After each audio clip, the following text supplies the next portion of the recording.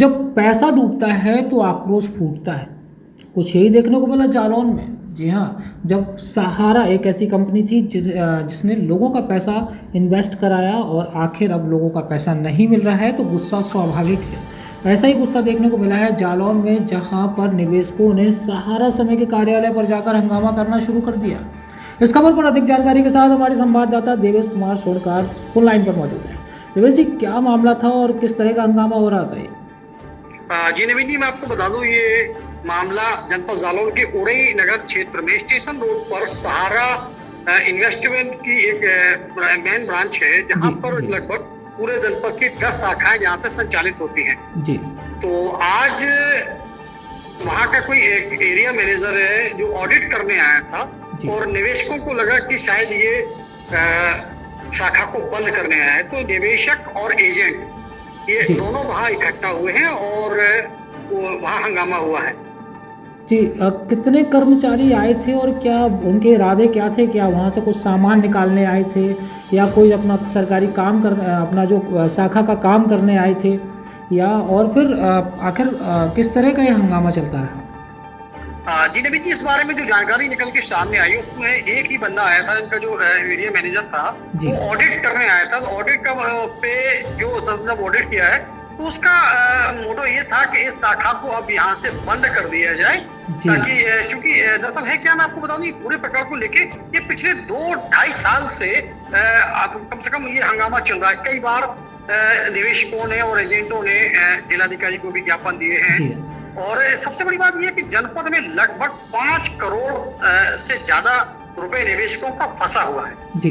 और उसको लेके निवेशक भी परेशान है। किसी वो छोटे छोटे निवेशक होते हैं इसमें, सहारा वाले जो इनका जो लॉन्ग टर्म शॉर्ट टर्म का एक जो प्रोसेस चलाते हैं, ये कम समय में ज्यादा ब्याज देंगे और लोगों को अपने उसमें फंसाकर हजारों करोड़ों रुपए ये कंपनियां दबाकर बैठ गई हैं और आखिर वो निवेशक तो परेशान है ही और साथ में जो एजेंट जिनके माध्यम से पैसा जमा हुआ उनका तो रहना मुश्किल हो रहा है।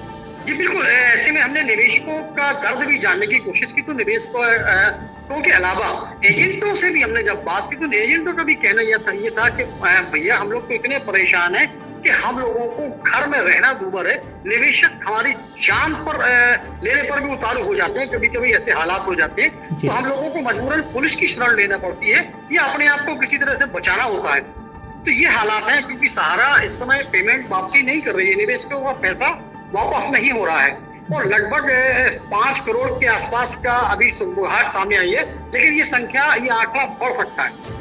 जी बिल्कुल स्वाभाविक बढ़ेगा क्योंकि ये तो एक मोटा मोटा हिसाब है और बाकी जब एजेंटों का कमीशन भी होता है और उनका बढ़ी हुई रकम होती है तो ये रकम तो मूल रकम बताई जा रही है, पैसा तो और भी ज़्यादा सामने आ सकता है। तो ऐसे में क्या कुछ ऐसा हंगामा भी हुआ कि कुछ वाद विवाद या मारपीट का तक बात पहुँची हो?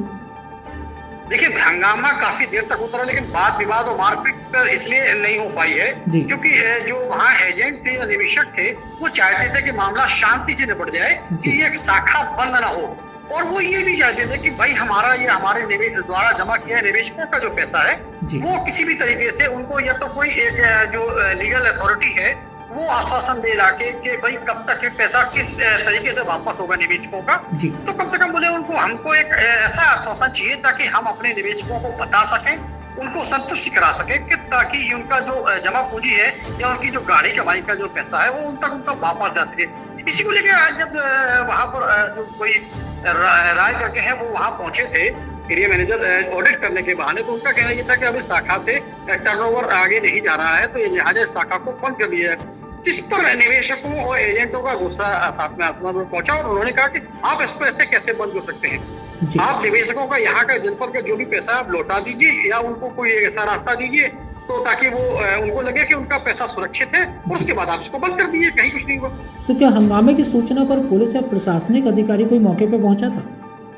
देखिए, पुलिस या प्रशासन के अधिकारी तो मौके पर नहीं पहुंचा, लेकिन जो एजेंट थे वहाँ उनसे जब हमने बात की तो उनका कहना ये था कि अब हम जो है यहाँ से सीधा कोतवाली जाएंगे और वहां पर अपनी एप्लीकेशन देकर उच्च अधिकारियों से इस मामले में दखल देकर जो है न्याय करने की गुहार लगाएंगे।